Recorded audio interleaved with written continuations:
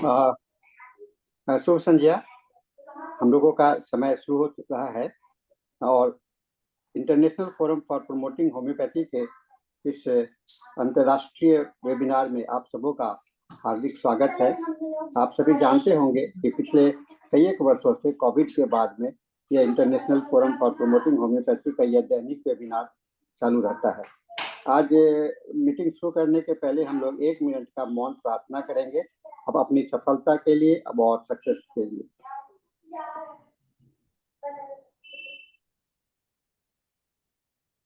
धन्यवाद।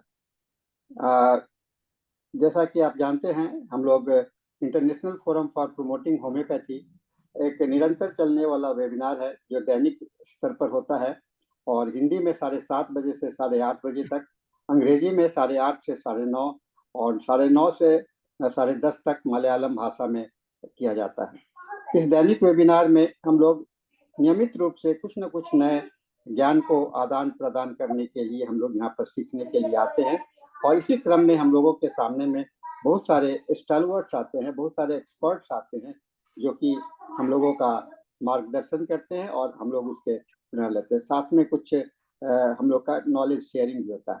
तो इन सभी के साथ में इसी सिलसिले में आज हमारे एक विशिष्ट मेहमान हम लोगों के सामने में हैं, जिनका नाम मैं बताऊंगा। आज पहली बार हम लोग के फोरम में आ रहे हैं डॉक्टर जयदेव शर्मा जी। ये एमडी होम्योपैथ हैं, यमुनानगर में प्रैक्टिस कर रहे हैं और पिछले 32 साल से ये प्रिडिक्टिव होम्योपैथी, जिसको कि रियल क्लासिकल होम्योपैथी कहा जाता, अप्रोच कहा जाता है, उसमें प्रैक्टिस कर रहे हैं। ये ट्विन सिटी में करते हैं, यमुना जगदारी, और अब हाल में दिल्ली में भी इन्होंने क्लिनिक को स्थापित किया है, नेहरू नगर में।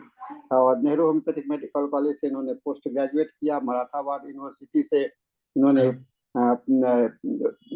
मराठावाड़ यूनिवर्सिटी से इन्होंने काम किया है और विजय जी के साथ में इन्होंने काफी काम किया है माइलिन के विषय में। तो इस सभी अनुभवों के साथ में आज हम लोग के पास में एक बहुत ही विशिष्ट विषय को लेकर के हम लोगों के सामने में आए हैं। तो आइए हम लोग स्वागत करते हैं डॉक्टर जयदेव जी का और जयदेव जी उनसे उन्हें अपना सेशन शुरू करने के लिए आमंत्रित करते हैं। So over to you doctor Jaidev ji, you can start your session now. धन्यवाद डॉक्टर साहनी।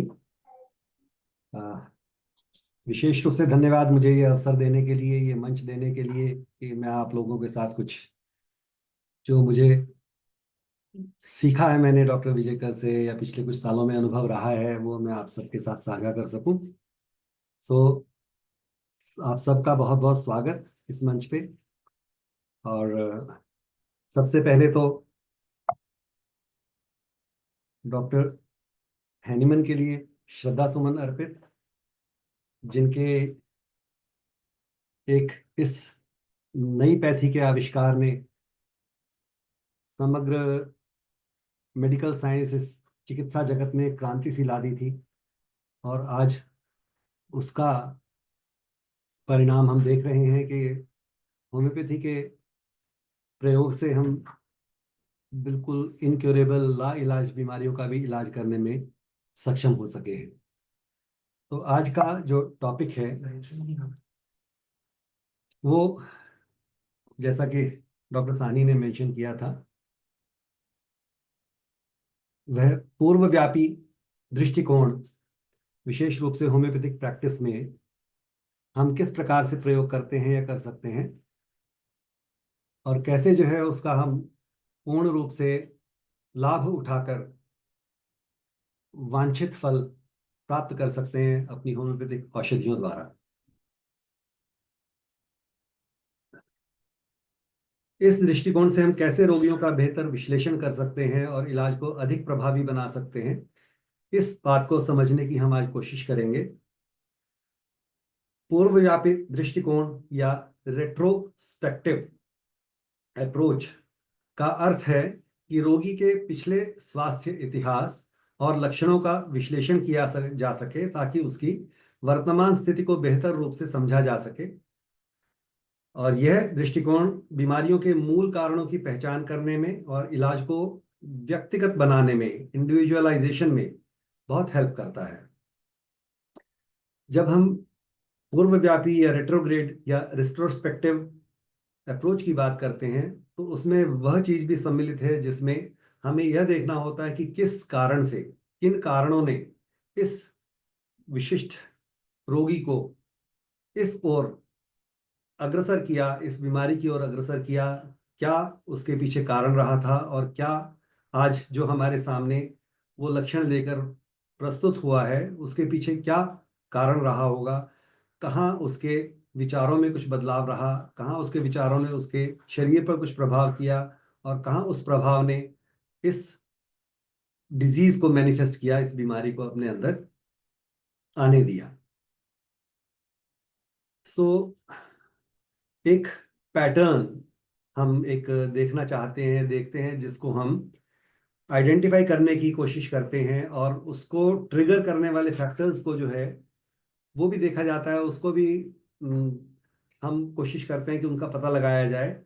जो हमें पता है कि कॉजा मॉर्बस जो मेन कॉज है, एक्साइटिंग कॉज है, और जो मेंटेनिंग कॉज है, और जो बीच बीच में बार बार दोबारा से जो है वह पेशेंट कुछ चीज़ों को ज़्यादा सेंसिटिव है जिन कारण उसे उसकी समस्या बार बार उसे परेशान करती है। विशेष रूप से हम देखते हैं कुछ एलर्जीज के केसेस में, जहाँ अस्थमा के केसेस हैं, जहाँ बार बार पेशेंट ठीक होने के बाद दोबारा दोबारा उन प्रॉब्लम्स को फेस करता है।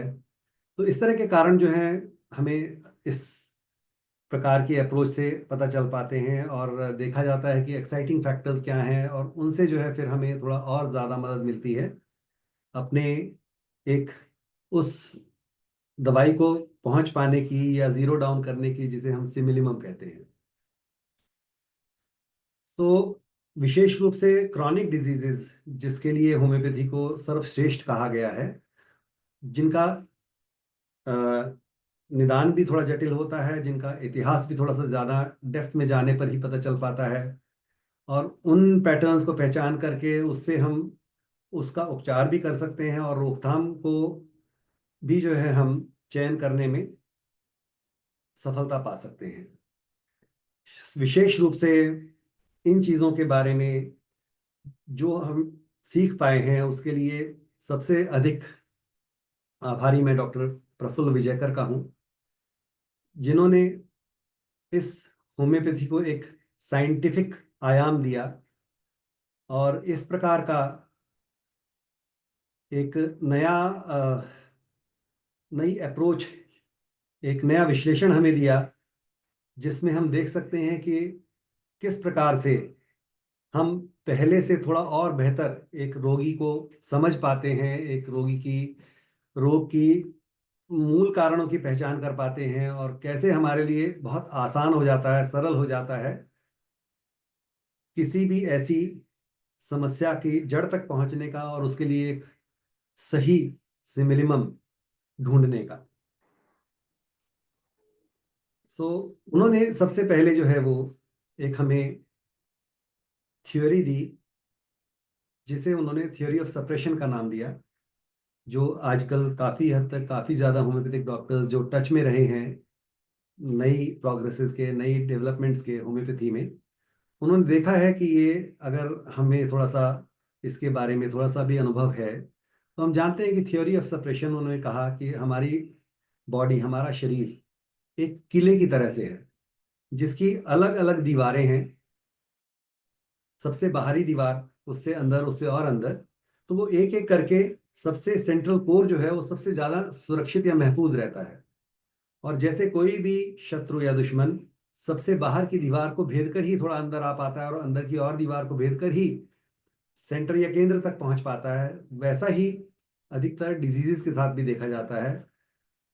इन व्याधियों, इन बीमारियों का भी जो है इसी प्रकार का रूप देखने में सामने आता है कि सबसे पहले वह सबसे बाहर वाली हमारी सुरक्षा की दीवार को भेद पाती हैं, और तभी जो है वो अंदर एंटर कर पाती हैं।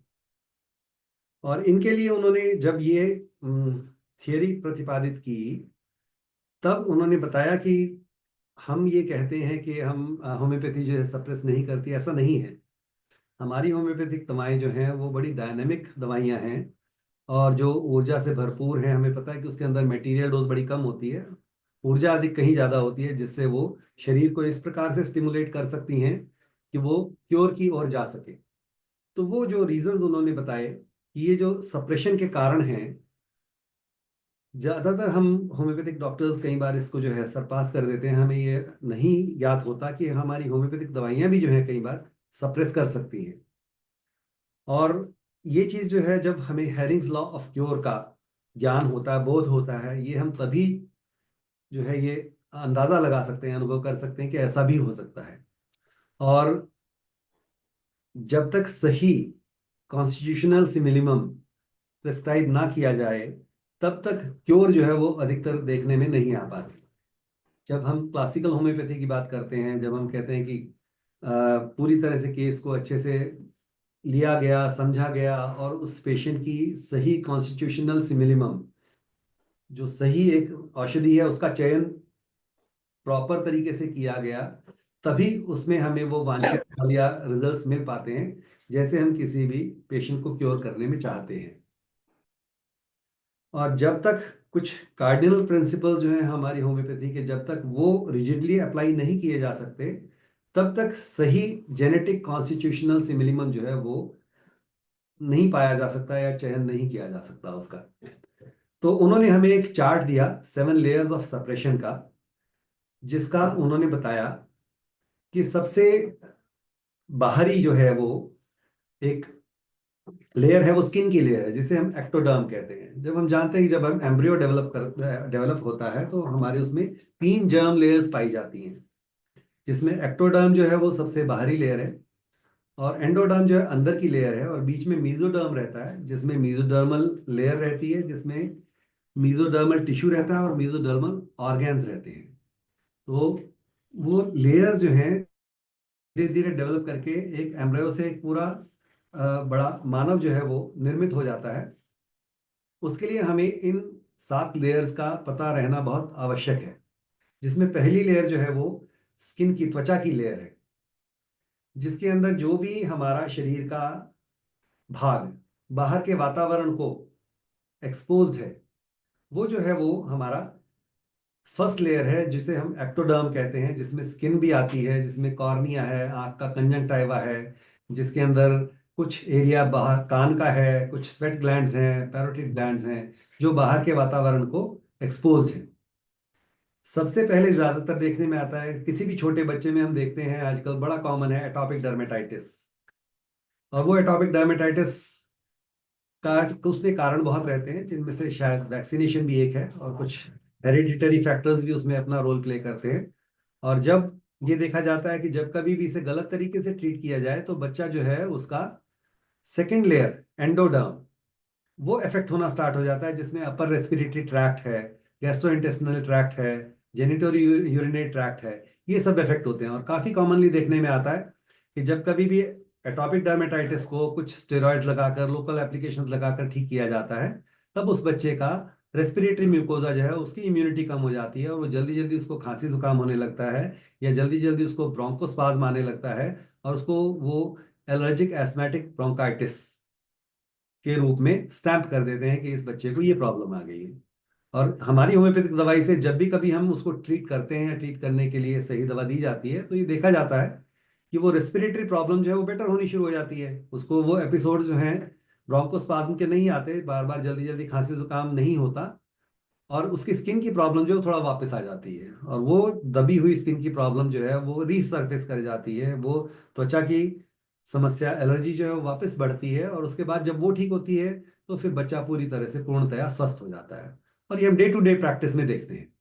और यही चीज बड़े होने पर धीरे धीरे, जब बच्चों को ट्रीटमेंट चल रहा होता है, एंडोडर्म की प्रॉब्लम हमें पता है, अपर रेस्पिरेटरी ट्रैक्ट की या गैस्ट्रोइंटेस्टिनल ट्रैक्ट की प्रॉब्लम होती है, जब उसका ट्रीटमेंट किया जाता है गलत तरीके से, और वो जब सप्रेस हो जाती है, तो थोड़ा वो और अंदर तीसरी लेयर में चली जाती है, जिसको हम मीजोडर्म की कनेक्टिव टिश्यू लेयर कहते हैं, जिसमें बोन्स की प्रॉब्लम्स, जॉइंट की प्रॉब्लम, जॉइंट पेन्स वगैरह, मसल्स, मायालजियाज, कार्टिलेजेस की या डर्मिस की प्रॉब्लम्स आती हैं।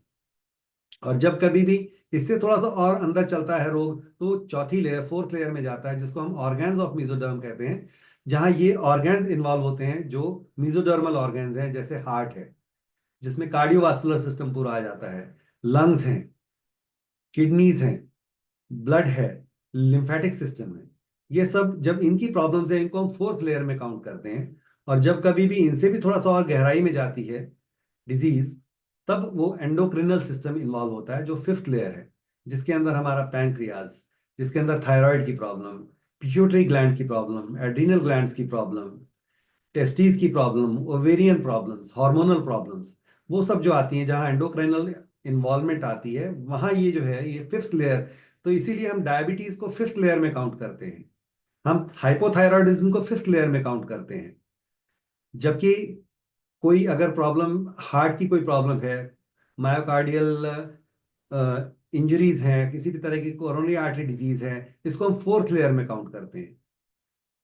लंग्स की जो प्रॉब्लम्स हैं, लंग्स के जब लंग्स का टिश्यू इन्वॉल्व होता है, सिर्फ म्यूकोजा नहीं, जब लंग्स की प्रॉब्लम है, कोई टिश्यू इन्वॉल्व होता है, एटेलेक्टेसिस है, ब्रोंकिएक्टेसिस है, ये सब फोर्थ लेयर, ये सब जो है ये थर्ड लेयर की प्रॉब्लम है। फोर्थ लेयर की प्रॉब्लम है लंग्स की। और जो फिफ्थ लेयर की प्रॉब्लम्स है एंडोक्रिनल डिसऑर्डर्स हैं। और उसके बाद जब थोड़ा और एसेंट है डिजीज का, और डीप जा रही है, तब हम देखते हैं थोड़ा सा nerve system, nervous system, central nervous system, peripheral nervous system, brain, neural plate से डेवलप होने वाले ऑर्गन्स के अंदर चेंजेस आते हैं। इसीलिए जो मल्टीपल स्क्लेरोसिस की प्रॉब्लम है, पार्किंसंस की प्रॉब्लम है, ये सिक्स लेयर की प्रॉब्लम है। जितना लेयर डीपर होती चली जाती हैं उतना ही रोगों का निदान और रोगों का इलाज कठिन होता चला जाता है।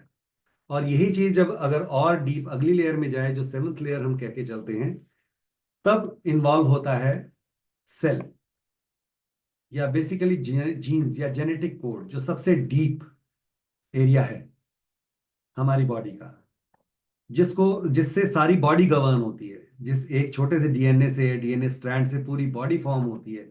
जब वहां चेंजेस आ जाते हैं जेनेटिक कोड में, तब वे बीमारियां आती हैं जिनको हम इनक्योरेबल, टोटली इनक्योरेबल डिजीज कहते हैं। और आज भी वो एक चैलेंज है हमारे मेडिकल फील्ड के सामने, जिसमें कैंसर है, एड्स है, क्रॉनिक रीनल फेल्योर है।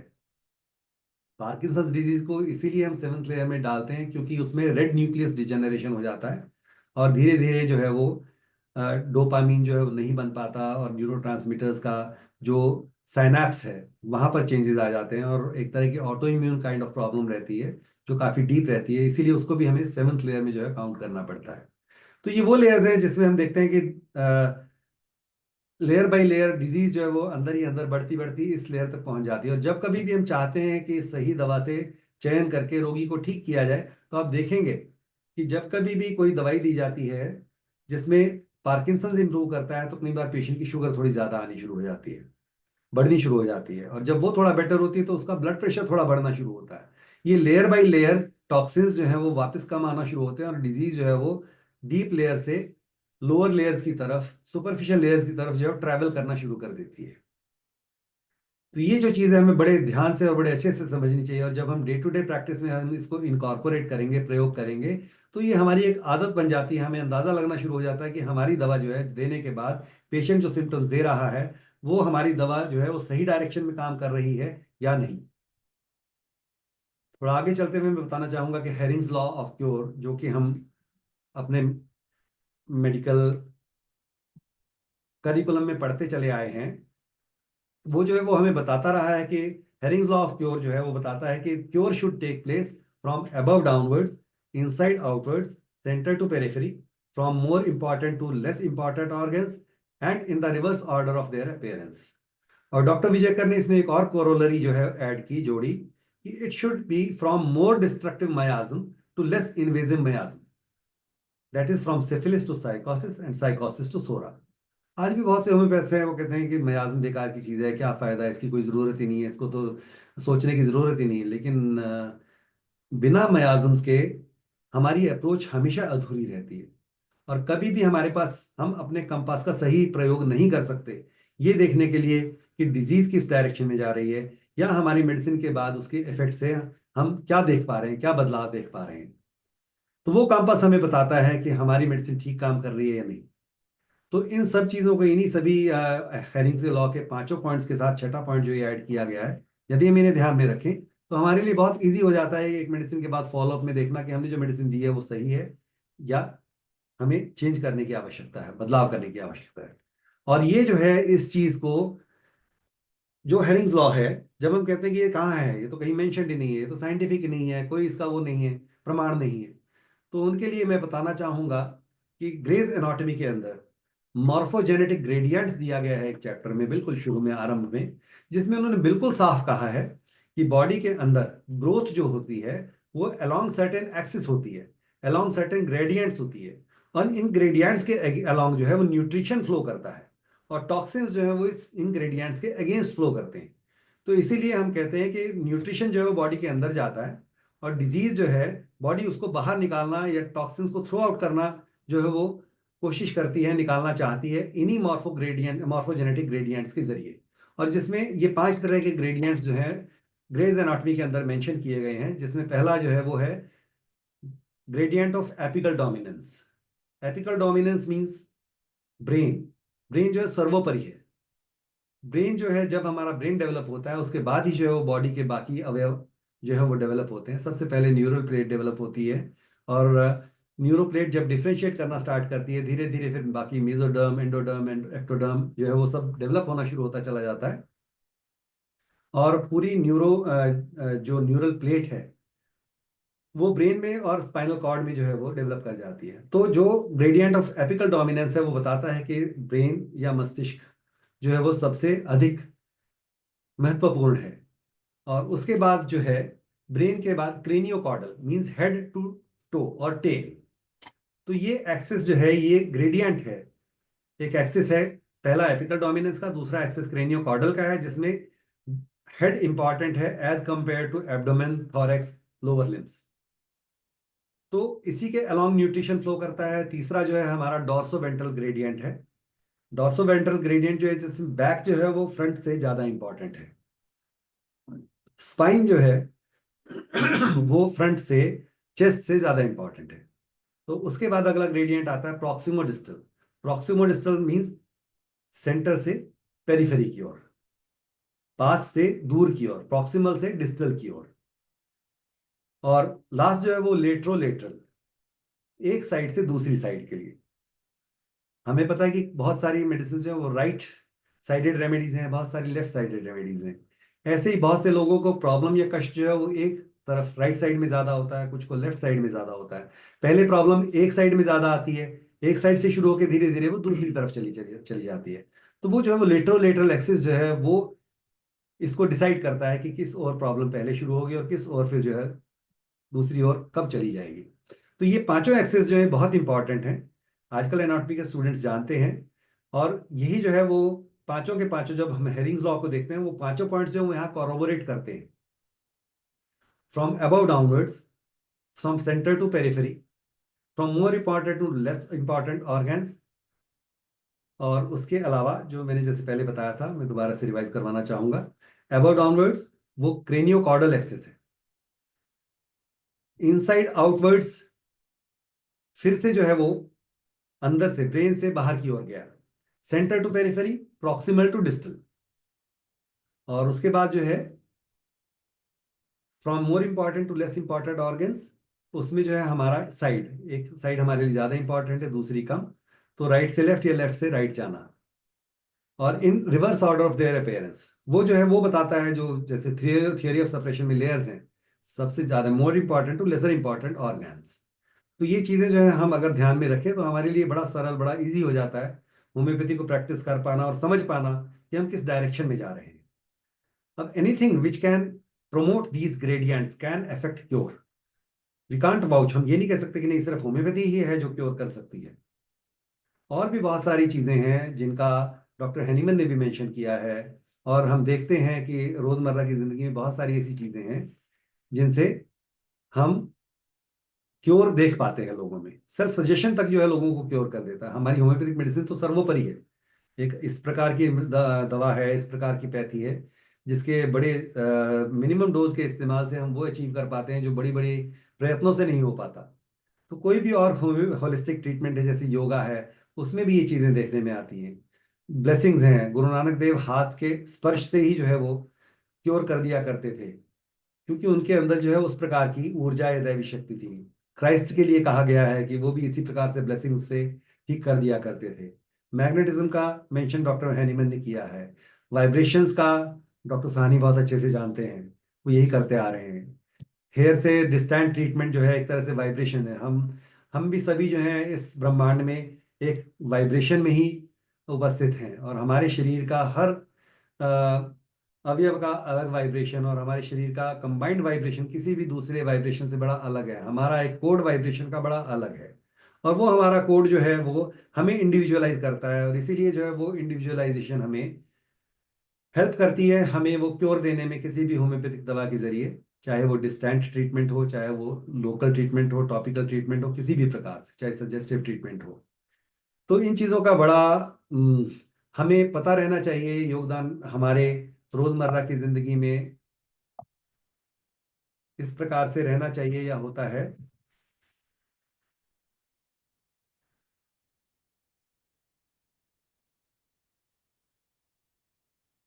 एक और जिसमें हम ऐड करते हैं मेंटल कैथारसिस। कई बार हमने देखा है कि कोई पेशेंट हमारे पास आता है, आकर बैठता है, और वो हम उससे पूछते हैं, थोड़ा सा भी हम उसे डेप्थ में जाते हैं तो पेशेंट के आंसू निकल आते हैं। वो अपना अंदर का दुख दर्द पूरी तरह से अपने हमारे सामने बयां कर देता है, और वो सब कहने के बाद फिर जब वो बताता है कि डॉक्टर साहब आज पहली बार है कि मैं अपने अंदर की बात किसी को बता सका हूँ, और मैं अपनी ये सारी जो आज तक मैं अंदर रखे बैठा था अवसाद, इसको मैं एक्सप्रेस कर सका हूँ। तो और उसके बाद से मैं इतना हल्का महसूस कर रहा हूँ कि मुझे लगता है कि आधी बीमारी तो मेरी वैसे ही कम हो गई है। तो कई बार हमने देखा कि ऐसे में हम करते हैं कि ठीक है, उस पेशेंट को हम सिर्फ प्लेन कोई मेडिसिन सैकलैक प्लासिबो देते हैं, और उसको बोलते हैं कि ठीक है आप ये लेके जाइए, और 1 हफ्ते के बाद मुझे आकर दोबारा बताइए, अगले विजिट में फिर बताइए क्या बदलाव लगता है। और वो अगली बार आके पेशेंट कहता है कि डॉक्टर साहब मैं 70% तक ठीक हूँ। क्योंकि पहले कभी उसे ये मौका ही नहीं मिला था, इवेंट ही नहीं मिला था जहां से वो अपना अंदर का अवसाद निकाल सके। जब वो इसमें समर्थ हो गया, उसने हमें बता दिया, वो हल्का महसूस करने लगा, तो देखने में आया सिर्फ इतने से ही पेशेंट जो क्योर की तरफ चल पड़ता है, और बिना कुछ दिए, बिना किसी और दवा के दिए, वो हर अपनी अगली विजिट में बताता चला जाता कि मैं और बेटर, और बेटर, और बेटर हूँ, और कई बार सिर्फ इतने से ही जो है वो पूरी तरह से क्योर होता देखा गया है। और फिर अगला एक हमारे जैसा हम जानते हैं स्पिरिचुअलिटी है, मेडिटेशन है, अपने आप को संयत करना, सेल्फ सजेशन देना, वो भी इस चीज में बहुत हेल्प करता है। कुछ हमने देखा कॉस्मिक फोर्सेस है। कॉस्मिक फोर्सेस में हम देखते हैं कि बहुत से लोग जो हैं वो एस्ट्रोलॉजिकल वो बताते हैं, उपाय बताते हैं। कुछ लोग रत्नों का प्रयोग करते हैं, चाहे वो मूंगा कुछ इसके लिए जो है पुखराज का प्रयोग करें, हीरे का प्रयोग करें, मोती का प्रयोग करें, अलग अलग प्रकार, नीलम का प्रयोग करें, उनसे भी जो है वो लोग उस प्रकार के रिजल्ट्स अचीव कर लेते हैं, कर पाते हैं। और बहुत सारी एनर्जीज हैं कई तरह की, जिनमें जो है न्यूक्लियर मैग्नेटिक रेजोनेंसेस जो हैं वो हेल्प करती हैं इस पर, वो भी जो है इफेक्ट कर सकती हैं हमारी हेल्थ को और क्योर की तरफ ले जाती है। अब जैसी बात हो रही थी लेटरो लेटरल एक्सिस की, तो आप लोग अगर जानते हैं कि जो जीएनएम की थियरी है, जर्मेनिक न्यू मेडिसिन, जो डॉक्टर रीड गर्क हैमर ने जिसको प्रतिपादित किया, और जिसके लिए जो है उन्होंने बताया कि हमारी जो है दोनों साइड्स जो हैं वो दोनों के लिए अलग अलग प्रकार के कारण जो है वो उसके लिए जिम्मेदार रहते हैं, रिस्पॉन्सिबल रहते हैं।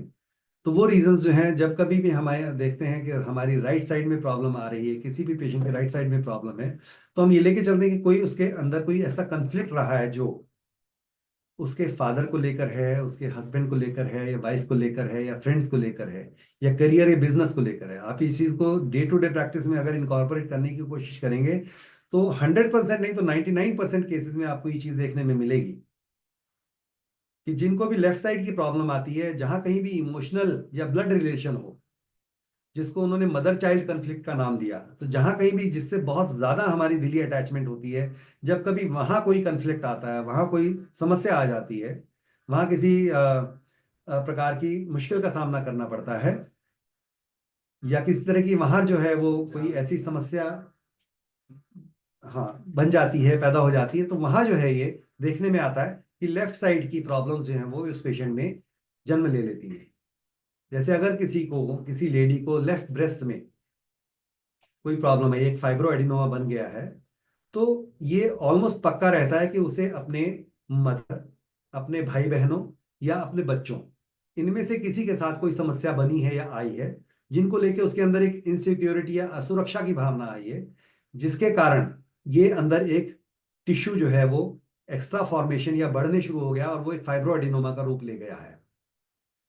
तो वही चीज जो है वो किसी सिबलिंग्स, अपने भाई बहनों को लेके, किसी पेट जिसे जो बहुत प्यार करते हैं आप, सिबलिंग्स, और उसके बाद कुछ होम, जिस घर को आपने बनाया, आपकी बहुत ज्यादा इमोशनल अटैचमेंट है, वहां कोई समस्या आ गई, गंभीर समस्या आ गई, खुद को लेकर कोई प्रॉब्लम आ गई, कोई आपका बड़ा पेट प्रोजेक्ट है उसको लेकर कोई समस्या आ गई, तो ज्यादातर आपके बॉडी के लेफ्ट साइड में जो है प्रॉब्लम देखने में आ सकती है। इसी तरीके से राइट साइड के लिए कोई अंकल हैं, आंट्स हैं, कैरियर है, बिजनेस है, फ्रेंड्स हैं जिनसे ब्लड ब्लड रिलेशन नहीं है, लेकिन वो कहीं ना कहीं जो है आपसे जुड़े हुए हैं। तो राइट साइड जो है वो वर्क या बिजनेस कंफ्लिक्ट रहता है, या हस्बैंड या फादर कंफ्लिक्ट रहता है, और लेफ्ट साइड जो है मदर चाइल्ड कंफ्लिक्ट रहता है, या होम या सेल्फ कंफ्लिक्ट रहता है। तो इन चीज़ों को भी आप डे टू डे प्रैक्टिस में अगर आजमाएंगे या कोशिश करेंगे इनको डेली रोजमर्रा की जिंदगी में देखने की, तो आपको पता चलेगा कि ये कितना इंपॉर्टेंट, कितना अधिक इंपॉर्टेंट है, और कैसे हमारे लिए और इजी हो जाता है। हमें पता है कि कुछ मेडिसिन जो राइट साइडेड ही ज़्यादा रेमेडीज हैं, हमें पता है ब्रायोनिया है, लाइकोपोडियम है, राइट साइडेड रेमेडीज में जो है चेलिडोनियम है। इस तरह की रेमेडीज जो राइट में ही काम ज्यादा करती हैं। कुछ लेफ्ट साइडेड रेमेडीज हैं, हमें पता है स्पाइजीलिया है, लेकेसिस है, इग्नेशिया है, प्लैटिना है, अर्जेंटम नाइट्रिकम है, जो लेफ्ट साइडेड रेमेडीज हैं। तो हमें पता है कि ये हम डिफ्रेंशिएट कर सकते हैं कि पेशेंट को राइट साइडेड है तो हम लेकेसिस कम देना चाहेंगे, लाइको ही ज्यादा देना चाहेंगे, और लेफ्ट साइडेड है हेडेक तो हम स्पाइजीलिया देना चाहेंगे, सैंग्विनिरिया नहीं देंगे। तो जब इतनी डिमार्केशन साइड्स में की गई है होम्योपैथी में, तो हमें और अच्छा रहता है अगर हम इन साइड्स के कारणों को जान सके। तो जैसा हमें पता है कि हमारे मस्तिष्क के दो गोलार्ध हैं, दो हेमिस्फीयर्स हैं, जिसमें बायां गोलार्ध, ये लेफ्ट ब्रेन जो है वो ज्यादा एकेडमिक पार्ट कवर करता है, और राइट ब्रेन जो है वो इमोशनल और क्रिएटिव पार्ट कवर करता है। तो दक्षिण या दाएं गोलार्ध को जो है हम इमोशनल या क्रिएटिव हेमिस्फीयर कहते हैं। तो कुछ लोग जो है लेफ्ट ब्रेन डोमिनेंट रहते हैं, कुछ ब्रेन जो है वो राइट ब्रेन डोमिनेंट, कुछ लोगों का जो है वो ज्यादा रहता है। तो इससे भी अगर हम डिफ्रेंशिएट करके चलें कि कुछ कौन से लेफ्ट ब्रेन डोमिनेंट लोग हैं, कौन से राइट ब्रेन डोमिनेंट लोग हैं, तो उसके लिए भी जो है हमारे पास दवाओं का समूह जो है वो ग्रुप अलग अलग है। तो इन्हीं जो लेफ्ट ब्रेन डोमिनेंट लोग हैं उनके क्वालिटीज जो है वो इस प्रकार से रहती हैं, वो बड़े लॉजिकल रहते हैं, प्रैक्टिकल रहते हैं, बड़े कैलकुलेटिव हैं, पॉजिटिव हैं, इंडस्ट्रियस हैं, काम में लगे रहने वाले हैं, मनी माइंडेड हैं, सक्सेसफुल लोग हैं, लीडर लोग हैं, एनालिटिकल लोग हैं, पावर में इंटरेस्टेड लोग हैं, लैंग्वेज के ऊपर कमांड है, मैकेनिक्स ज़्यादा उनके लिए इंपॉर्टेंट है, मैथमेटिकल कैलकुलेशंस ज़्यादा हैं, लगे रहने वाले परसिवियरेंट लोग हैं, डॉगमेटिक हैं, आइडियलिस्टिक हैं, ऑप्टिमिस्टिक हैं, एम्बिशियस लोग हैं। जबकि राइट ब्रेन डोमिनेंट वाले लोग जो हैं वो थोड़ा सा इमोशनल हैं, फिलोसॉफिकल हैं, सेंसिटिव हैं, सेंटिमेंटल हैं, इमेजिनेटिव हैं, हाइपोथेटिकल हैं, क्रिएटिव हैं, उनके अंदर पोएटिक प्रॉपर्टी ये जो है देखी जाती हैं इस तरह की। रिलीजियस लोग ज़्यादा हैं, फिक्शंस स्पिरिचुअल साइंसेज में जाने वाले ज़्यादा लोग हैं, आर्टिस्टिक हैं, बहुत अच्छी ड्राइंग वाले लोग हैं, या हिस्टेरिकल काइंड ऑफ पीपल हैं। तो ये जो है जब हम इनकी डिफरेंशिएशन करते हैं तो हमें पता होना चाहिए हमारे सामने जो मरीज रोगी बैठा है वो किस प्रकार का है, लेफ्ट ब्रेन डोमिनेंट है या right brain dominant kind of personality है। और लेफ्ट ब्रेन डोमिनेंट रेमेडीज जो है वो थोड़ा अलग ग्रुप है, alumina, anacardium, apis, argentums, aurums, bryonias, causticum, conium, इस तरह की रेमेडीज। ये पूरी लिस्ट है पूरी की पूरी, साइलिशिया, विरेट्रम, जिंकम, नेट्रम का, ये सब लोग जो हैं लाइकोपोडियम मर्क्यूरी से जो हैं left brain dominant right sided remedies हैं। इनमें अफेक्शंस जो है राइट साइडेड होंगी, क्योंकि ब्रेन का कंट्रोल जो है वो इप्सिलेटरल कंट्रोल ना होके कंट्रालेटरल कंट्रोल होता है। लेफ्ट ब्रेन जो है वो राइट साइड की बॉडी को कंट्रोल करता है, और राइट हिस्सा जो ब्रेन का है लेफ्ट साइड की बॉडी को कंट्रोल करता है। तो इसलिए लेफ्ट ब्रेन डोमिनेंट लोगों में राइट साइड की प्रॉब्लम्स ज्यादा देखने में आएंगी, और राइट ब्रेन डोमिनेंट लोगों में लेफ्ट साइड की प्रॉब्लम्स देखने में ज्यादा आएंगी। और राइट ब्रेन डोमिनेंट लोगों की रेमेडीज जो है वो कुछ इस प्रकार से हैं। एगैरिकस है, एसाफेटिडा है, एसारम यूरोपियम है, सिमिसिफ्यूगा है, cannabis indica sativa, valeriana, viola, cocculus, hyoscyamus, moschus, phosphorus, stramonium, hysterical remedies, emotional remedies, plant remedies खास तौर पर। जबकि उधर मेटल्स ज्यादा देखने में आते हैं, मिनरल्स ज्यादा देखने में आते हैं। तो ड्रग रेमेडीज इधर ज्यादा आती हैं राइट ब्रेन डोमिनेंट रेमेडीज में, है ना। तो ये जो है डिफरेंशिएशन अगर हमें पता है तो हमारे लिए फिर से बहुत ईजी हो जाता है। और हमें पता है कि हमारे मस्तिष्क के अंदर कुछ जो है रसायन मौजूद रहते हैं, कुछ मॉलिक्यूल्स इस तरह के हैं जो अपना पूरा काम जो है वो सारा दिन कर रहे होते हैं, करते रहते हैं, और जो हमारे अंदर रोगों को उत्पन्न करने के लिए भी जिम्मेदार हैं। 10 बिलियन न्यूरॉन्स रहते हैं ब्रेन सेल्स में, और हर एक से दूसरे के अंदर कनेक्शन है न्यूरोट्रांसमीटर्स के थ्रू। और जो केमिकल मैसेंजर्स थॉट को एक सेल से दूसरे और पूरे ब्रेन से पूरी बॉडी को टॉक करने को अलाउ करते हैं, वो जो है वो सारे के सारे केमिकल्स जो हैं उनको न्यूरोट्रांसमीटर्स कहा गया है। वो हमारे ब्रेन में अलग अलग प्रकार के हैं।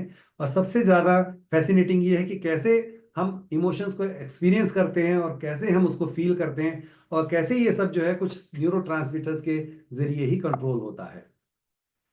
तो केमिकल स्ट्रक्चर्स जो हैं न्यूरोट्रांसमीटर्स के, वो आपने हमारे फिजियोलॉजी में ही भी पढ़ा है।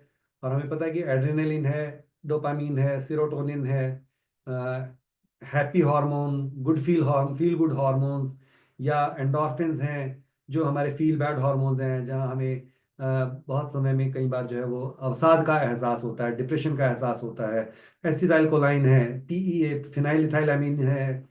तो इस तरह के जो अलग अलग एसीटीएच है, वो जो अलग अलग न्यूरोट्रांसमीटर्स हैं, वो हमारे इमोशंस को कंट्रोल करने और उनको बदलाव लाने के लिए सबसे ज्यादा रिस्पॉन्सिबल रहते हैं। तो ये कहा गया कि if you don't emote you are remote. 5 basic emotions जो हैं, जो बिल्कुल आरंभ से, पैदा होने के समय रोने से लेकर आखिरी सांस तक, ये इमोशंस हमारे साथ रहते हैं। जिसमें जो है वो सबसे अधिक देखने में आता है एंगर। एंगर है, फियर है, सैडनेस है, जॉय है। जो बेसिक 4 इमोशंस हैं, पांचवा अगर हम कहें कि शॉक है या डिस्गस्ट है, कुछ लोग जो है उसे 5वें इमोशन में काउंट करते हैं अलग तरीके से। पर इन इमोशंस का हमारे जीवन में बहुत बड़ा महत्व है। और आप देखेंगे इमोशंस जो है that is the chemistry of resonance basically. क्यों ऐसा कहा गया है? इमोशंस जो है, हमारा अंदर का जो लिम्बिक सिस्टम है, एमिगडाला है, जो हाइपोथैलेमस का पार्ट है, ये सब हमारा इमोशनल ब्रेन है। जबकि लोअर ब्रेन या ब्रेन स्टेम जो है वो बेसिक रेस्पिरेशन को, डाइजेशन को, एक्सक्रीशन को, उनको कंट्रोल करता है। और लिम्बिक सिस्टम हमारे इमोशंस को कंट्रोल करता है। और हमारा जो फोर ब्रेन है, मतलब ये जो हम ब्रेन को डिवाइड करते हैं, ब्रेन का जो है वो हाइंड ब्रेन है, पीछे का हिस्सा। फिर उसके बाद जो है वो, जिसका हमें पता है कि वो हाइंड ब्रेन का जो है वो पार्ट जो है थैलेमस, हाइपोथैलेमस, उसके बाद सेरेबेलम जो हमारा शरीर का बैलेंस को कंट्रोल करता है। फिर उसके बाद हमारा ये सारा का सारा इमोशनल ब्रेन। और उसके बाद जो फोर ब्रेन, जो हमारा इंटेलेक्ट वाला ब्रेन है, प्री फ्रंटल कॉर्टेक्स, ये सारा का सारा जो है, ये हमें, अगर हमें इसके बारे में पता, तो हमें पता कि हमारी ब्रेन का सबसे इंपॉर्टेंट पार्ट जो है वो थॉट प्रोसेसेस वाला इंटेलेक्चुअल ब्रेन है। और जब वो ज़्यादा डोमिनेट करता है, तब अलग तरह की समस्याएं सामने आती हैं। और जब हमारा इमोशनल ब्रेन हावी हो जाता है, तो वो कुछ अलग प्रकार की बीमारियों के लिए जिम्मेदार रहता है। तो हमें पता है कि हमारा शरीर जो है पंच महाभूत, पंच तत्वों से बना है। कहा गया है क्षिति जल पावक गगन समीरा, पंच रचित अति अधम शरीरा। तो जहाँ ये 5 तत्व जो हैं जिनसे मिलकर हमारा शरीर बना है, वो पांचों के पांचों जो हैं वो कुछ 5 तरह के इमोशंस को रिप्रेजेंट करते हैं। फायर, अर्थ, वाटर, एयर, ईथर, आकाश, है ना। अग्नि, पृथ्वी, जल, वायु और आकाश। इन पांचों के ही कॉर्बोरेटिंग इमोशंस हैं। एंगर, एंगर जो है फायर को रिप्रेजेंट करता है। हम कहते हैं ना क्रोध की अग्नि, क्रोध की ज्वाला, गुस्से की अग्नि, गुस्से का जल, गुस्से का ठंडापन हम कभी नहीं कहते। इसीलिए हमें पता है कि क्योंकि एंगर जो है वो फायर को रिप्रेजेंट करता है। और जब कभी भी हमारे अंदर इमोशन एंगर हावी हो जाता है, तो वो इन्फ्लेमेशन को जन्म देता है। तो जब कभी भी शरीर के अंदर कोई इन्फ्लेमेशन की पैथोलॉजी पाई जाती है, तो यू शुड बी श्योर 99% आपको उसके पीछे कोई ना कोई कारण जो है गुस्से का, एंगर का मिलेगा, मिलेगा ही मिलेगा। चाहे वो सिंपल डर्मेटाइटिस हो, सिंपल कंजंक्टिवाइटिस हो, सिंपल फेरिंजाइटिस हो, गैस्ट्राइटिस हो, गैस्ट्रोएंटेराइटिस हो, जहां कहीं भी आइटिस आ गया, इन्फ्लेमेशन आ गया, जिसके साइंस डोलोर, कैलोर, रुबर, ट्यूमर, फंक्शुअलिजा हमने पढ़े हैं। तो जहां कहीं भी इन्फ्लेमेशन आ गया, उसके पीछे एंगर रिस्पॉन्सिबल रहता है। इसी प्रकार से जब कभी भी अर्थ, अर्थ मीन्स पृथ्वी, जब कभी इसका प्रिडोमिनेंस हो, तो ग्रीफ या दुख या शोक, लंबे समय का ग्रीफ, वो जो है वो उसके लिए रिस्पॉन्सिबल रहता है। और अर्थ एलिमेंट जो है वो अलग प्रकार की डिजीजेस को जो है जन्म देता है, जहां डिपोजिशंस होती हैं, जहां एक के बाद एक एक्स्ट्रा डिपोजिशन सेल्स की, टिश्यूज की होती चली जाती है। और इसीलिए जो फाइब्रॉइड्स हैं, सिस्ट्स हैं, ऐसी चीजें जो है वो देखने में तब आती हैं जब कभी भी प्रोलॉन्ग्ड ग्रीफ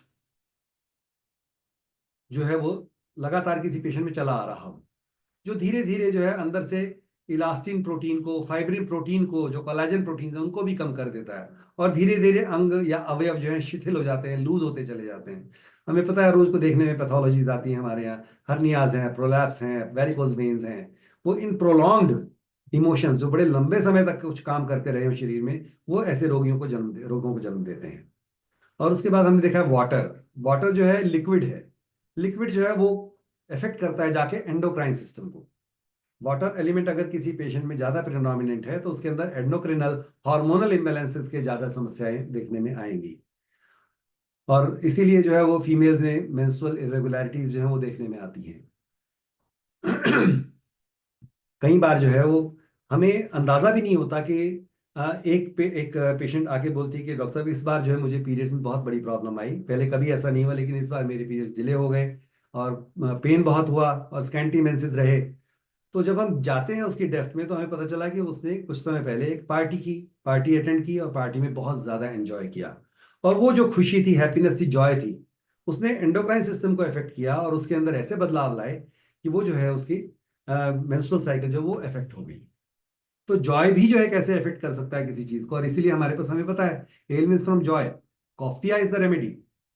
और कुछ और इस तरह की जो है वो जॉय या हैप्पीनेस की वजह से होने वाले विकार जो है हमारे अंदर देखने में आ सकते हैं। हमें उस चीज का भी अंदाजा या आभास रहना चाहिए या ज्ञान होना चाहिए, बोध होना चाहिए। तो इसी प्रकार से फियर, फियर हमें पता है कि फियर जो है, डर, एक बहुत बड़ा इमोशन है, बहुत गहराई तक मार करने वाला इमोशन है। और इसीलिए हमें रूब्रिक है हमारे पास, एलिमेंट फ्रॉम फ्राइट, फियर। हमें पता है उसमें ओपीएम, एकोनाइट, एकोनाइट शुरू बिल्कुल होके और ओपीएम तक चला जाता है सारा, है ना। तो वो फियर जो है वो धीरे धीरे इनसिक्योरिटीज को जन्म देता है, और इनसिक्योरिटीज आगे जाकर फिर जो है वो कुछ और रोगों को, ऐसे रोगों को जन्म देती है जहां डिपोजिशन, जब हमें पता है कि फियर जो है सबसे ज्यादा लंग्स को इफेक्ट करता है। और किसी भी प्रकार की रेस्पिरेटरी प्रॉब्लम आने में हमें उसके बेस में जरूर कोई ना कोई फियर जो है या डर हमें मिल पाता है, मिलता है। तो ईथर या आकाश जो है उसे हम ब्लिस, एक अलग ही प्रकार का आभास जो है, जो परमात्मा से मिलन का आभास कहा जाता है। तो ब्लिस जो है वो उस प्रकार की एक जो है वो स्टेट है जो हम कहते हैं कि उसके लिए वो किसी डिजीज के लिए रिस्पॉन्सिबल नहीं है।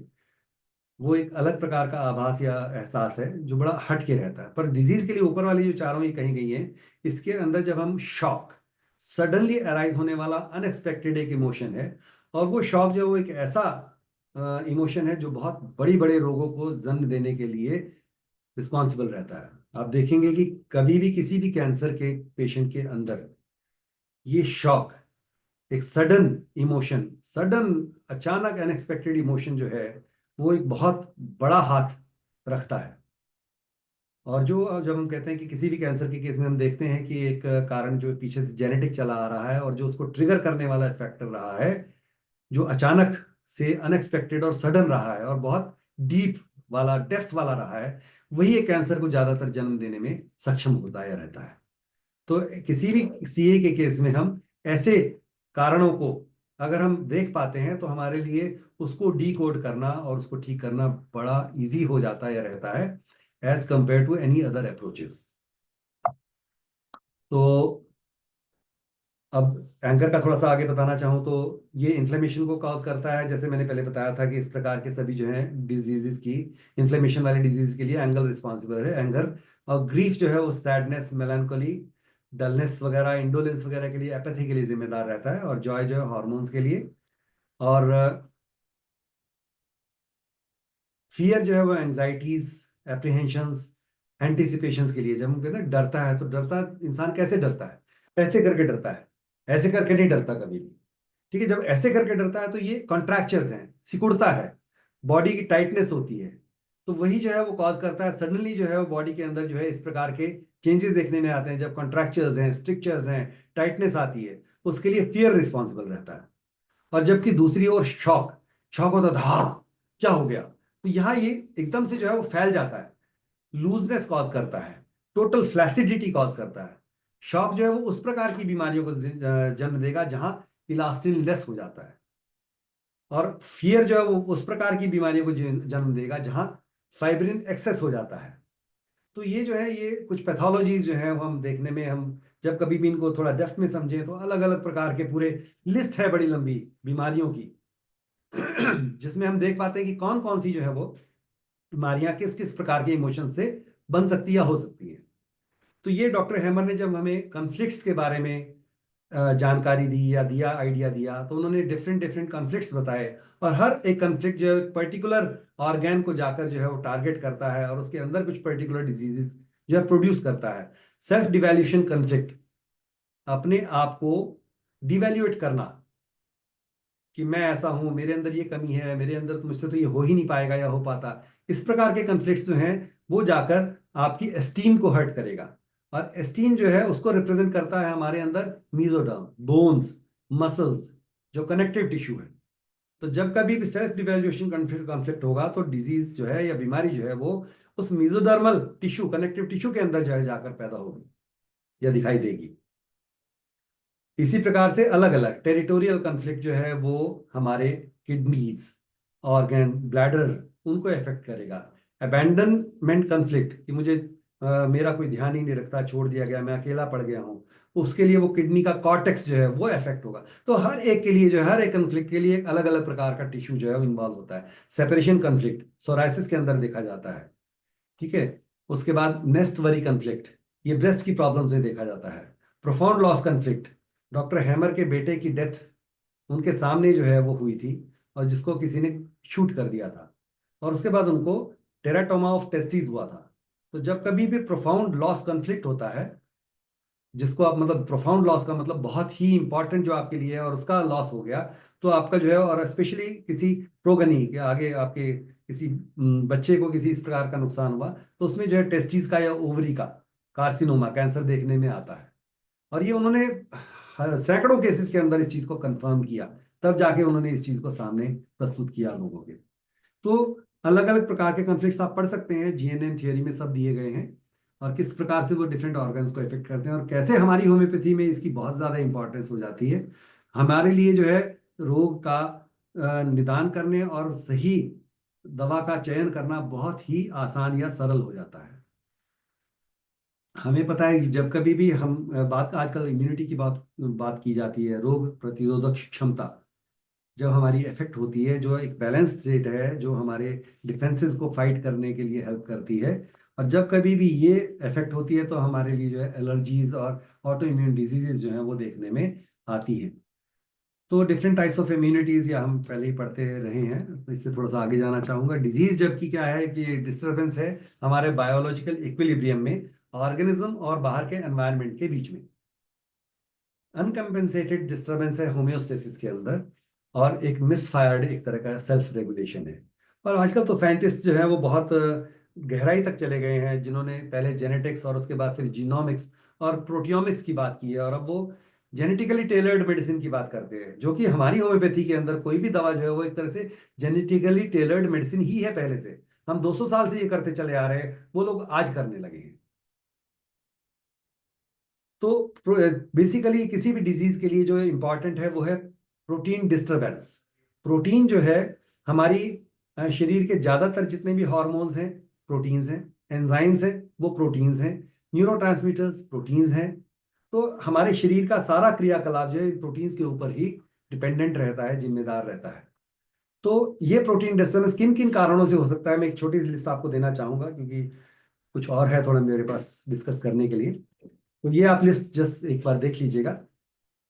वैक्सीनेशन सबसे ज्यादा देखने में आते हैं, बच्चों को अलग अलग तरह के वैक्सीन जो है वो दिए जाते हैं, उनका सामना करना पड़ता है। देखा जाता है कि डिफरेंट वैक्सीन जब हमारे अंदर इंट्रोड्यूस होते हैं, एक वैक्सीन के अंदर लगभग 64 तरह के केमिकल्स होते हैं जो शरीर के लिए दुष्प्रभाव या हानिकारक हो सकते हैं। तो उन चीज़ों का सामना एक बचपन से बच्चा ही जो है फेस करना शुरू कर देता है। और आजकल गवर्नमेंट जो है वो मैंडेटरी है ये इंजेक्शन देना, तो हम चाहकर भी इन चीज़ों से बच नहीं पाते और अनचाहे हम अपने अंदर, शरीर के अंदर इंट्रोड्यूस कर देते हैं बीमारियों को जन्म देने वाले chemicals. Strong infections, antibiotics, nutritional deficiencies, bytes and animals, जितने भी पॉइजन्स हैं वो सारे प्रोटीन इन नेचर हैं। मतलब जितने भी जो हैं इंसेक्ट्स के स्टिंग्स के पॉइजन्स हैं, जैसे सांप का जहर है, बिच्छू का जहर है, एपिस मधुमक्खी का जहर, ये सब प्रोटीन्स हैं। एक मच्छर भी अगर हमें काटता है और एक बम्प दिखाई देता है तो वो भी एक प्रोटीन है, टॉक्सिक प्रोटीन है, जिसको बॉडी ऐसे रिएक्ट कर रही है। इसी प्रकार से इमोशंस, मैंने बताया जैसे इमोशंस के बारे में कि डिफरेंट इमोशंस किस तरीके से डिफरेंटली प्रोटीन्स को अफेक्ट कर सकते हैं। प्लांट के एलर्जेंस, जितनी भी एलर्जीज होती है प्लांट एलर्जन से, वो जितनी भी एलर्जन पॉलन जो है वो सारे प्रोटीन्स हैं। इंडस्ट्रियल हजार्ड जो हैं वो रेडिएशन जो है वो प्रोटीन्स को अफेक्ट करती हैं। लोकल एप्लीकेशंस हैं, एनेस्थीसिया देना, वो भी हमारी बॉडी के प्रोटीन्स को अफेक्ट करता है, और ये सभी जो है बीमारियों को प्रोड्यूस करने के लिए जिम्मेदार रह सकते हैं। हमें पता है कि हमारा शरीर एक डीएनए स्ट्रैंड से डेवलप होता होता यहाँ तक पहुंचा। एक डीएनए को अगर हम अनकॉयल करें, वो लगभग 1.8 मीटर, 1.8 मीटर्स लंबा होता है, जो कि आंख से हम देखा नहीं जा सकता, दिखाई नहीं देता। और उसके अंदर हमें पता है मिलियंस ऑफ जेनेटिक मटेरियल जो है वो रहते हैं, अमीनो एसिड्स रहते हैं। अब आजकल बात की जाती है एपिजेनेटिक्स की। जब हम बात करते हैं डिजीज हमारे अंदर किस प्रकार से, एक हेल्दी इंडिविजुअल कैसे इफेक्ट हो गया और कैसे उसके अंदर ये डिजीज जो है पनप गई, तो एपिजेनेटिक्स जो है वो है study of how your behaviour and environment can cause changes that affect the way your genes work. Unlike genetic changes, epigenetic changes are reversible and do not change your DNA sequence. ये epigenetic जो है, किस वातावरण में हम पैदा हुए, हम बड़े हुए, आसपास का हमारा एनवायरनमेंट कैसे हमें अफेक्ट करता रहा है, वो जीन्स को जब बदलाव लाने में, चेंजेस लाने में थोड़ा समर्थ होता है, उसे, उसकी स्टडी को हम एपिजेनेटिक कहते हैं। वो डीएनए सीक्वेंस में चेंजेस नहीं है, लेकिन कैसे हमारी बॉडी उस डीएनए को, सीक्वेंस को रीड कर रही है, करती है, उसको वो चेंज कर सकता है, उसको अफेक्ट कर सकता है, वो हमारे लिए इंपॉर्टेंट है। वो स्टडी एपिजेनेटिक्स कहलाती है। तो हमें पता है कि डीएनए प्रोटीन है, प्रोटीन से वो जीन्स, जीन से डीएनए, डीएनए से क्रोमोसोम्स, क्रोमोसोम से सेल, सेल के अंदर 46 क्रोमोसोम, 23 पेयर्स ऑफ क्रोमोसोम्स, हर डीएनए 2 मीटर्स लंबा, और 3 बिलियन डीएनए सब यूनिट्स जो हैं वो एक उसमें रहती हैं। तो 30,000 ऑफ जीन्स जो हैं वो they code for proteins, they perform most of the life functions. हर तरह के फंक्शन के लिए, लाइफ के लिए अलग अलग तरह का जीन जो है वो जिम्मेदार है।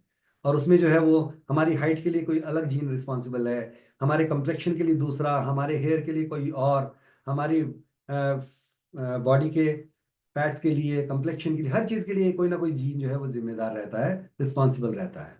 अब जो डिफेंस मैकेनिज्म ऑफ बॉडी है, डॉक्टर विजयकर ने उसमें अपनी बुक मायाजम्शन में तीनों मयाजम्स को बहुत डिटेल में जाकर डिस्कस किया है। जबकि हमें पता है कि 3 बेसिक मयाजम्स हैं, सोरा, साइकोसिस और सिफिलिस, और यही 3 जो है बेसिक मयाजम्स हैं। और कुछ भी अगर हम और नए मयाजम ले आए, पैदा कर लें, नए नाम दे दें, ये बेसिक 3 मयाजम जो है इनको हम हिला नहीं सकते, क्योंकि बेसिकली बॉडी का डिफेंस मैकेनिज्म है वो 3 ही प्रकार का हो सकता है, उससे अलावा चौथा कोई टाइप ऑफ डिफेंस है ही नहीं।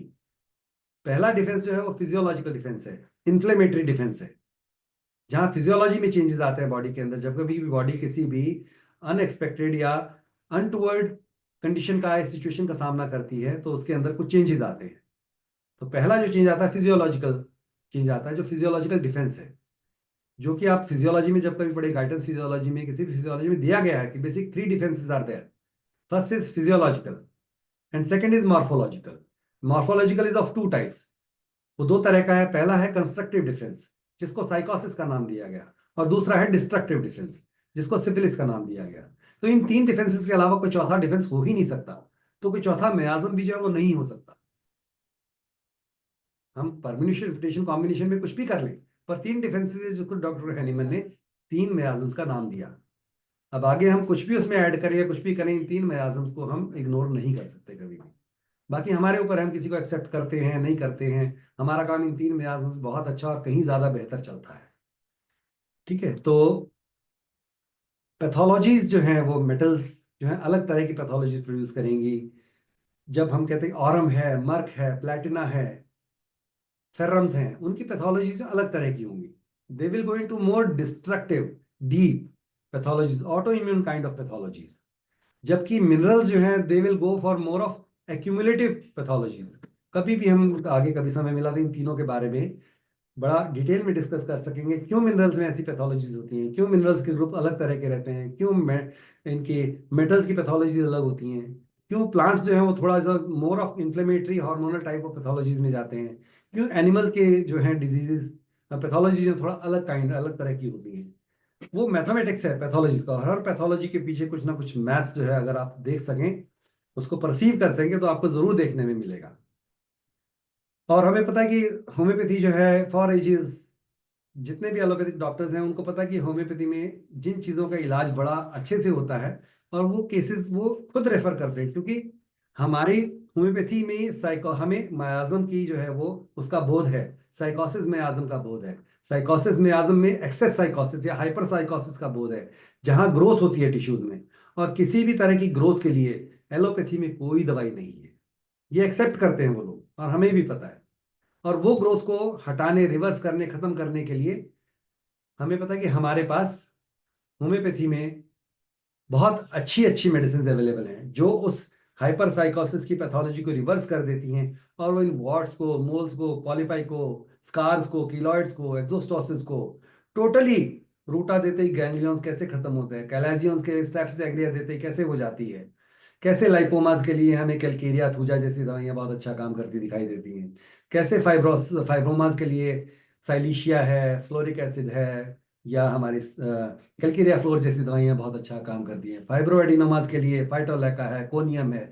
ये मेडिसिन इतना जबरदस्त पोटेंशियल लिए हुए हैं अपने अंदर, जो रिवर्सल कॉज कर सकती हैं, और हमारे कहीं ज़्यादा अच्छे रिजल्ट जो हैं किसी भी और पैथी से दे देती हैं। आयुर्वेदा में भी हमें पता है, माँ योगराज गूगल जो है वो MYR देते रहते हैं, भी खा लो ये डिजॉल्व कर देगा, या वो दूसरा जो है वो बहुनिया से बनती है दवाई, वो देते हैं इस तरह की कि जिससे वो डिजॉल्व कर सकते हैं। लेकिन हमारी होम्योपैथी में तो भंडार है दवाओं का, जो ट्यूमर्स को, ग्रैन्युलोमास को, सिस्ट्स को, फाइब्रॉइड्स इतने अच्छे से होम्योपैथिक दवाइयों के अंदर, फीमेल यूट्रस के फाइब्रॉइड्स, फाइब्रोइडिनोमास ब्रेस्ट के दवाइयों से इतने अच्छे से ठीक होते हैं कि हम खुद देख के कितनी बार हैरान रह जाते हैं कि कितना अच्छा रिजल्ट हम अचीव कर पा रहे हैं। तो ग्रोथ का मियाज़मेटिक अंडरस्टैंडिंग जो है हमें जुडिशियली अपना एक्यूमेन अप्लाई करने में हेल्प करता है, कंट्रोल करने में, क्योर करने में हेल्प करता है। हर ग्रोथ जो है एक साइकोटिक या प्रोलिफरेटिव या कंस्ट्रक्टिव डिफेंस के तरह से शुरू होती है, और धीरे धीरे सिविलिटी या डिस्ट्रक्टिव डिफेंस की ओर चलती चली जाती है, और अपनी कॉम्प्लिकेशंस जो है वो हमें दिखाई देती है। यहाँ मैं डिटेल में नहीं जाऊंगा, क्योंकि ये फाइब्रॉइड्स का है। ये थोड़ा सा और अलग तरह की डिटेल है कि फाइब्रॉइड अगर यूट्रस के एंटीरियर वॉल में है तो उसके पीछे क्या चीज़ जिम्मेदार है, पोस्टीरियर वॉल में है तो मदर क्या सोचती रही होगी। इस प्रकार के जो है वो समस्याओं का उसे सामना करना पड़ रहा होगा। अगर फंडस में है तो किस तरह का है, सब सीजोजल फाइब्रॉइड है, इंट्राम्यूरल फाइब्रॉइड है, सब म्यूकोजल फाइब्रॉइड है। हर एक के पीछे एक अलग अलग तरह की परसेप्शन या सोच जिम्मेदार रहती है। लोग हम जो है अब आगे आगे जब डिजीज को इतनी गहराई तक समझ पाते हैं, तो हमारे लिए और इजी हो जाता है डिजीज को अप्रोच करके साइंटिफिकली जुडिशियली ट्रीट करना। तो एंडोमेट्रियोसिस के पीछे क्या पैथोलॉजी है, ये अभी मैं ज़्यादा डिटेल में नहीं चाहूँगा, क्योंकि मेरे ख्याल से समय जो है वो शायद हमें ये इतना अलाउ ना करे। पर कुछ जो और डॉक्टर विजयकर ने हमें आगे बड़े अच्छे से चीज़ें बताई हैं, उसमें उन्होंने सिफिलिस को, सिफिलिटिक मियाज्म को, सिफिलिटिक सिम्टम्स को 7 भागों में डिवाइड किया। और ये जो 7 टाइप ऑफ सिफिलिस हैं, ये आप देखिएगा कि फे मतलब less intense to more serious type of जो है वो क्लासिफिकेशन है। पहली जो है वो एग्जैजरेशन है, दूसरी डिस्टॉर्शन है, तीसरी परवर्जन है, चौथी हिस्टेरिकल है, पांचवी डिस्ट्रक्टिव डिस्ट्रक्टिव पैथोलॉजी डिस्ट्रक्शन है, सिफिलिस का प्रकार है, छठी ऑटो इम्यूनिटी है और ज़्यादा डीप है, जिसमें अ, अपने ही अगेंस्ट जो है बॉडी वर्क करना शुरू कर देती है। बॉडी अपने आप को, अपने अवयवों को ही अपना शत्रु समझना शुरू कर देती है, और उनके खिलाफ एक जंग, एक जहाद छेड़ देती है। और उसके बाद फिर जेनेटिक म्यूटेशन, जहां हमारा सेल का DNA इन्वॉल्व हो जाता है और कंट्रोल लॉस्ट हो जाता है, और कैंसर जैसी बीमारियां जो है वो देखने में आनी शुरू हो जाती हैं।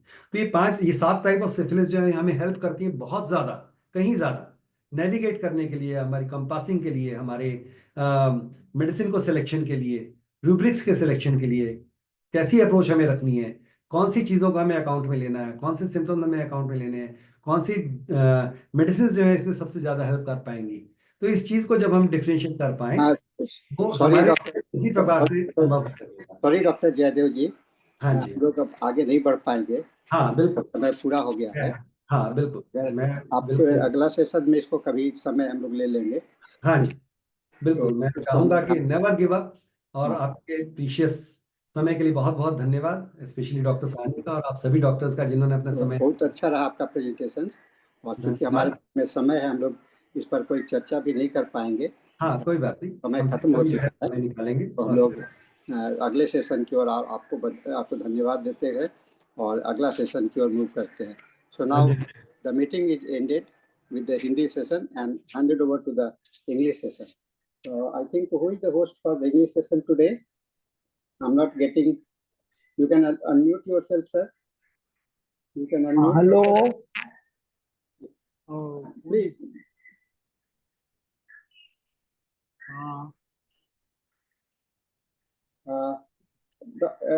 Hindi session, English session. Who is the host for today in Hindi session? Very English good session. evening. Myself, Dr. Benu Sharma. I Yeah, will be conducting the I have made you the co-host. So now you can.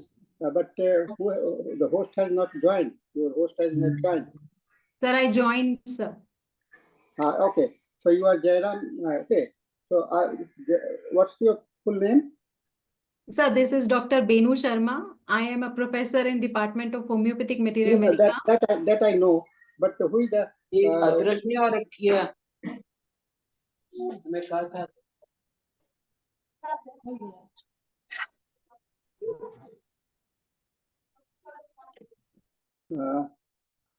Jaydev Sharma.